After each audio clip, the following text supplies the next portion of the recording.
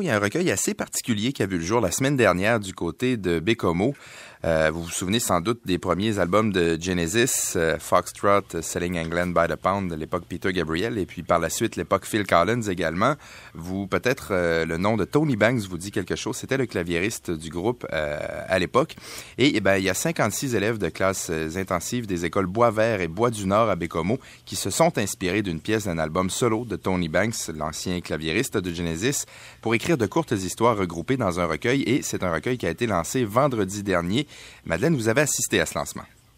Effectivement. Et puis, c'est la seconde année. Faut dire que les élèves de 11 et 12 ans de l'enseignante Geneviève Thibault s'inspirent de la pièce An Island in the Darkness. Oh, oui, c'est sixième année du primaire. Donc, et ils se sont inspirés de la pièce An Island in the Darkness.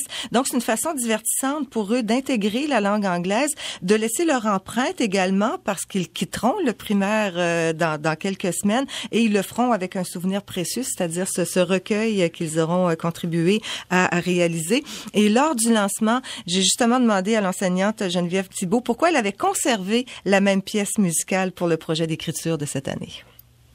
En fait, c'est plus une question de lâcheté que d'autres choses cette année.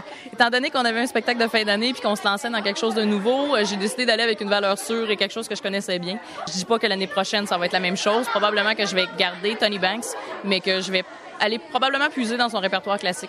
Donc, ça va changer la donne un peu. Ça va changer aussi le livre. Ça va être pas mal intéressant, je pense.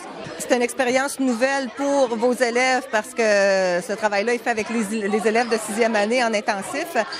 Mais de quoi vous vous êtes servi de l'expérience de l'an dernier pour travailler avec les jeunes cette année? En fait, ce que j'ai fait cette année, c'est d'être un peu plus concise dans ce que je voulais avoir. Je me suis moins éparpillée que l'année dernière, ce qui donne que, au lieu de travailler beaucoup avec les paroles, on a travaillé beaucoup avec la musique. Et ça a donné des textes plus sombres que ce qui était l'année dernière, mais ça donne des textes aussi qui sont d'une meilleure qualité grammaticale, si on veut. Je trouve qu'il y a eu une amélioration par rapport à l'année dernière, point de vue écriture, mais que en coupant cette partie-là, ça l'a amené plus le même sujet qui revenait souvent. Donc, les problèmes personnels, les gens qui vivaient des détresses, c'est beaucoup ressorti cette année comparativement à l'année dernière où c'était assez éparpillé comme réflexion par rapport à la chanson. Et ces textes-là, ce sont, en fait, les travaux, c'est l'examen de fin d'année de vos jeunes.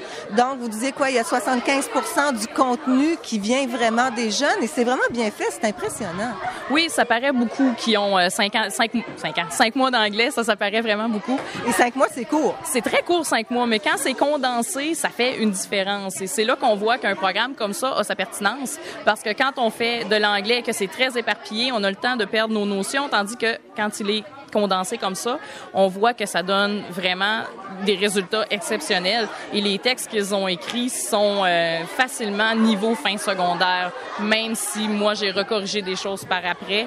Je n'ai pas changé aucun texte. Les textes sont exactement tels qu'ils étaient. C'est plutôt de la correction de grammaire que j'ai fait, là. On écoutait donc voilà l'enseignante Geneviève Thibault. Madeleine, évidemment, vous avez assisté au lancement. Vous en avez profité aussi pour rencontrer les jeunes qui ont participé à la création de ce recueil. Et deux d'entre eux, Gabriel Boily et Emmanuel Le Gagnon, m'ont expliqué ce que leur avait inspiré l'œuvre de Tony Banks. Moi, ça parle d'une mère qui perd sa fille, qui perd sa fille quand elle est née. Et après ça, c'est vraiment triste. C'est une histoire sur le deuil, finalement. Ouais. Et toi, Manuel? Moi, c'est des marins qui vont sur un bateau. Puis là, ils se font toujours couler leur bateau. Puis il y en a qui meurent. Puis à la fin, il y en a quelques-uns qui réussissent à survivre.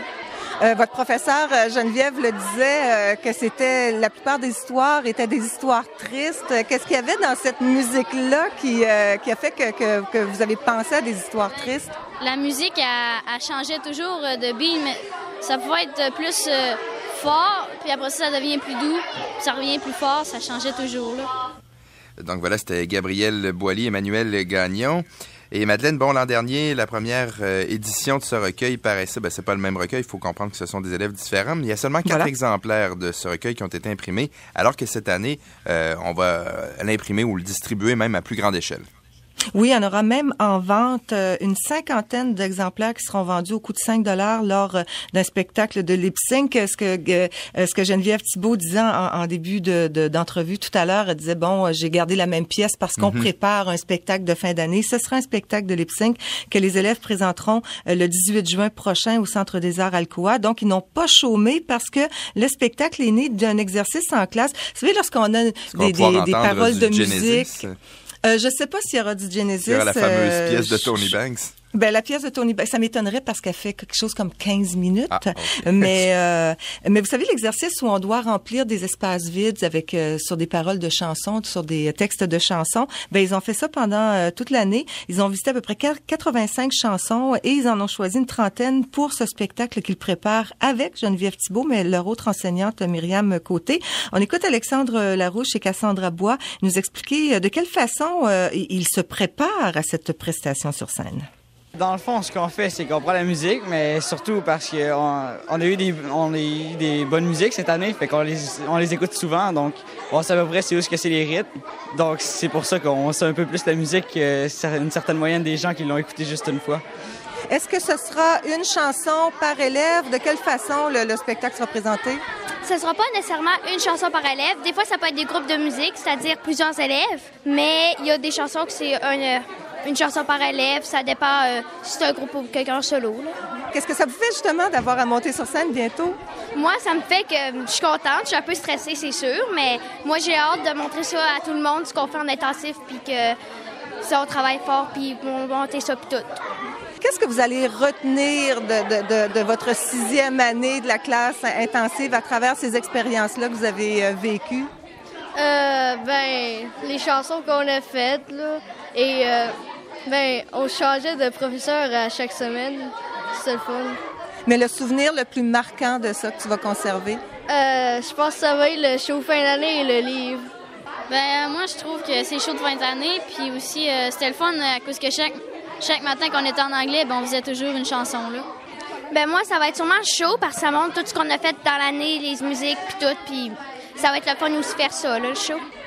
Moi, je crois que ça va être les professeurs parce qu'on avait beaucoup de professeurs captivants. Puis, personnellement, moi, j'ai beaucoup aimé mes professeurs.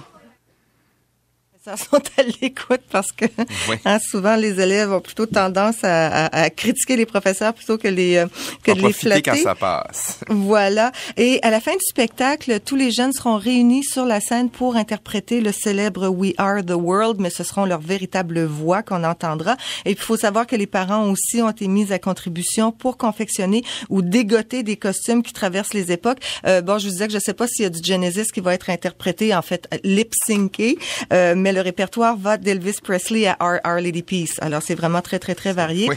Spectacle qui débutera à 19h30 le vendredi 18 juin. Coût d'entrée, 5 $. Et puis, voilà, on enverra aussi, c'est important de le dire, encore cette année, un exemplaire du recueil à Tony Banks qui avait répondu très gentiment en envoyant des photos dédicacées l'an dernier. Il a été étonné de savoir que de jeunes Québécois francophones avaient écrit des textes en anglais sur une de ces pièces de Bécomo, effectivement. Alors, mais les Anglais, les Britanniques sont tellement gentils qu'il répondra certainement. C'est bien pour dire l'impact qu'un artiste peut avoir et parfois dans des contrées ou dans des situations qu'il ne pourrait même pas lui-même s'imaginer. Oui, mais Geneviève Thibault, c'est une fanatique de Genesis et de Tony Banks.